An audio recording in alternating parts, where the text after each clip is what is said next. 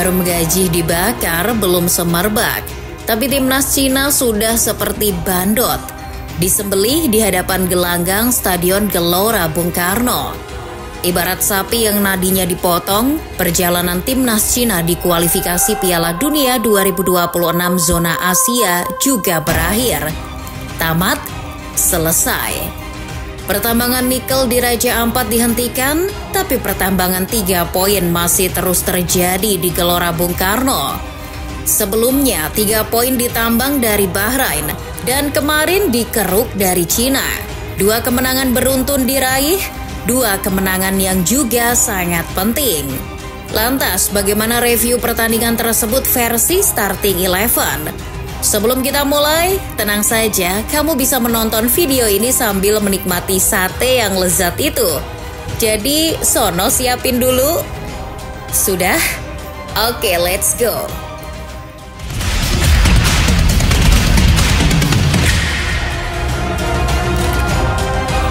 Sejak digulung Australia, Patrick Kluivert telah melakukan taubat nasuha. Tidak lagi main-main dengan strategi. Taktik menyerang total ia tinggalkan. Mungkin pelatih keturunan Suriname ini kapok dijewer Alex Pastoor di tepi lapangan. Pendekatan Kluivert tampak lebih hati-hati di 2 pertandingan terakhir, tak terkecuali di laga menghadapi Tiongkok kemarin. Namun kali ini tidak cuma mengandalkan serangan balik, Kluivert juga memamerkan gaya tiki-taka. Mungkin Kluivert takut kena sentil Jordi Cruyff yang ada di bench. Permainan timnas pun menjadi lebih indah, lebih nyaman ditonton dan lebih nyeni. Yang bikin terhenyak lagi adalah permainan kelas tinggi itu diperagakan bukan hanya dari kaki pemain abroad, tapi juga pemain liga lokal.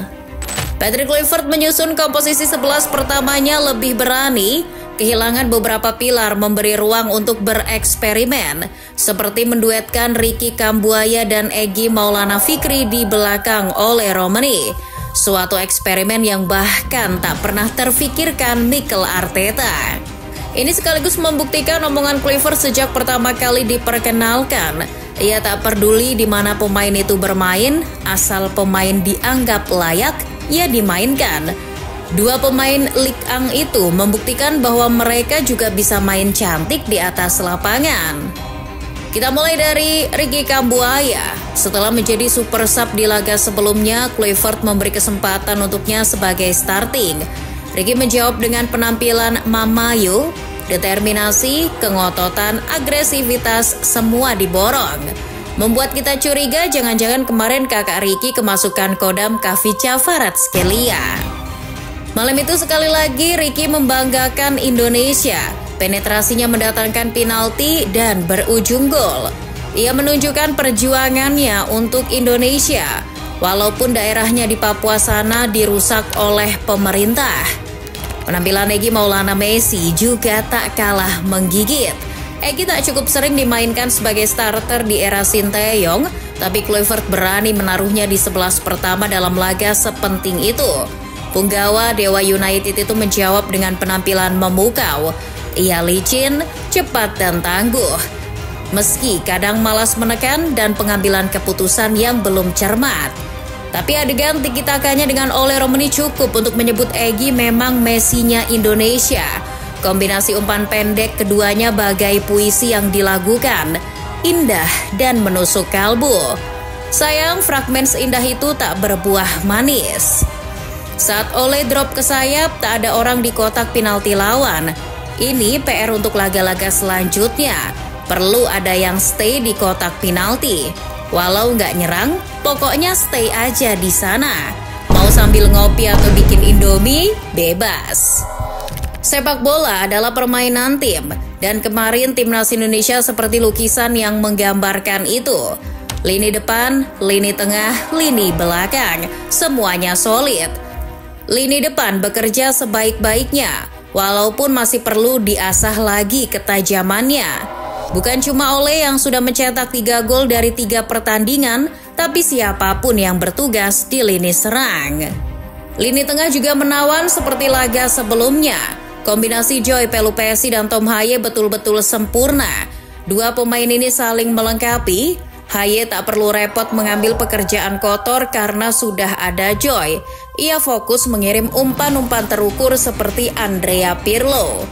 Sementara Joy adalah klasik number 6 yang selama ini dibutuhkan timnas.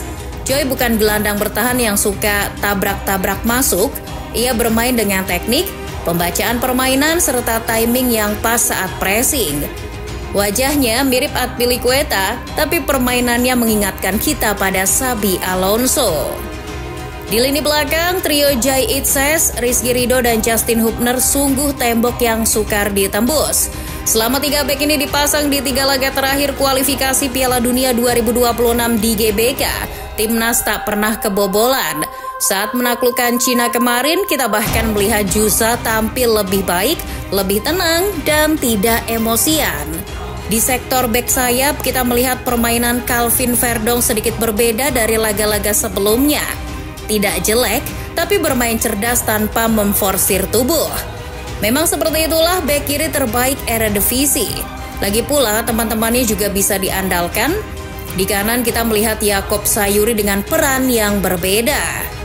Sinteyong dulu menjadikan Yakob alat menyerang, tapi Kluivert menjadikannya alat bertahan, sehingga Egy tak dibebankan tugas bertahan. Mungkin karena itu penampilan menantunya Umi Pipik menjadi lebih baik. Bagaimana dengan debut Emil Audero Mulyadi dan Beckham? Beberapa kali Emil Audero melakukan kesalahan, genggaman yang luput hingga salah umpan. Tapi secara keseluruhan Emil patut diacungi jempol. FOTMOB bahkan memberikan rating 7,7. Sepanjang pertandingan, Emil melakukan 9 recovery dan 1 penyelamatan. Penyelamatan itu terjadi di awal babak kedua dan sempat bikin senam jantung. Betapa tidak, lewat sebuah corner, Cina mendapatkan second ball. Bola langsung ditembak di ruang yang tak tertutup. Dengan gesit, Emil menjatuhkan diri, menepis bola di dekat gawang. Penyelamatan itu bukan hanya menyelamatkan gawang Indonesia, tapi juga menyelamatkan bapaknya. Penampilan apik Emil di laga tersebut membuat persaingan kiper semakin ketat. Nadeo Argawinata dan Hernando Ari Sutaryadi, bahkan juga Martin Pas, mesti bekerja lebih keras lagi. Kelak mungkin Nadeo atau Hernando akan diberi kesempatan oleh Kluivert. Disitulah mereka harus bisa membuktikan diri. Penampilan Beckham Putra juga tak kalah mengagumkan. Walau tidak sampai 30 menit bermain, tapi Beckham mempertontonkan kualitas pemain dari juara back-to-back Liga 1. Beckham bergerak cepat dan lincah seperti Vitinha. Beckham membuat pemain Cina sempoyongan seperti baru menenggak vodka. Pemain binaan Akademi Persib itu bahkan hampir mencetak assist. Kemenangan atas The Dragon memberi Indonesia 3 poin. Anak asuh Patrick Kluivert kini bertengger di 4 besar. Peluang untuk ke Piala Dunia otomatis memang sudah tertutup, sebab Australia di laga sebelumnya menaklukkan lapis kedua Jepang. Tiada mengapa, minimal Indonesia akan lolos ke putaran keempat, karena di tempat lain Arab Saudi menggebuk Bahrain di rumahnya sendiri. Dengan begitu, Indonesia menjadi satu-satunya negara Asia Tenggara yang berhasil lolos ke putaran keempat kualifikasi Piala Dunia zona Asia. Indonesia juga diprediksi melejit ke peringkat 117 FIFA. Di putaran keempat nanti, lawan yang kemungkinan dihadapi adalah negara-negara Timur Tengah. Akan ada 6 tim yang bermain di putaran keempat, dibagi menjadi 2 grup, masing-masing terdiri dari 3 tim. Putaran keempat menggunakan sistem round robin, bukan double round robin. Jadi tidak ada home away, pertandingan akan terpusat. Kabarnya Arab Saudi dan Qatar akan menjadi tuan rumah putaran keempat. Nantinya juara masing-masing grup akan mendapat tiket ke Amerika. 2 runner-up akan diadu di putaran kelima, yang kalah mesti melawan tim dari benua lain. Kabar buruknya, Blackpink akan konser di GBK pada November nanti. Dan timnas Indonesia terancam tak bisa memakai GBK di putaran kelima. Gak apa-apa, kita gak perlu memusuhi para bling, kan bakal lolos dari putaran keempat toh.